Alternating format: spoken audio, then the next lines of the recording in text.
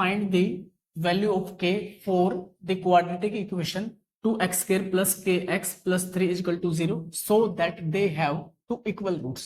हमें क्या करना है इस क्वेश्चन में, हमें k की वैल्यू फाइंड आउट करनी है और एक आपको क्वाड्रेटिक इक्वेशन दे रखी है और आपसे ये कहा कि इस क्वाड्रेटिक इक्वेशन के क्या है, टू इक्वल रूट्स है, यानी दो रूट्स बराबर हैं। ठीक है, तो इसको देखो कैसे करेंगे। सबसे पहले लिखेंगे इस इक्वेशन को 2x square plus kx plus 3 is equal to 0। ठीक है, तो अब हम क्या करेंगे, इसे कंपेयर करेंगे इस इक्वेशन को। ठीक है, इसे क्या करेंगे, कंपेयर करेंगे किससे, एक क्वाड्रेटिक इक्वेशन से। जनरल फॉर्म में क्या होती है वो, comparing equation 1 with ax square plus bx plus c is equal to 0, इससे कंपेयर करेंगे। अब हमें यहां से क्या पता है, जैसे x स्क्वायर के साथ क्या है a, तो यहाँ x स्क्वायर के साथ क्या है 2, तो a की वैल्यू हमारी आएगी 2। ऐसे ही bx है तो x के साथ क्या हमारी b, तो b की वैल्यू कितनी आएगी, यहाँ से k आ जाएगी।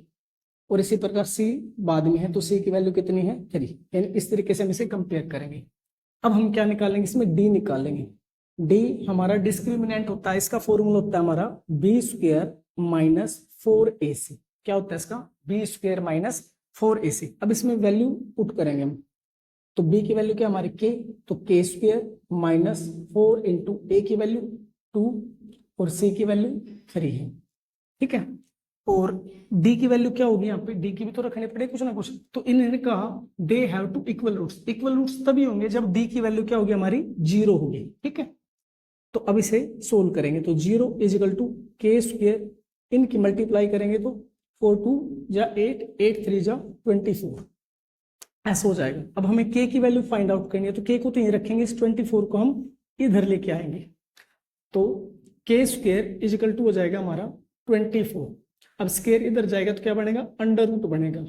ठीक है, और अंडर रूट की वैल्यू क्या होती है हमारी, प्लस और माइनस दोनों की होती है। ठीक है, अब इसे ओपन कर लेंगे हम, कैसे, इसके फैक्टर करके 2 से करो, 2 1 2 2 2 जा 4, 2 6 जा 12, 2 3 जा 6, 3 1 3।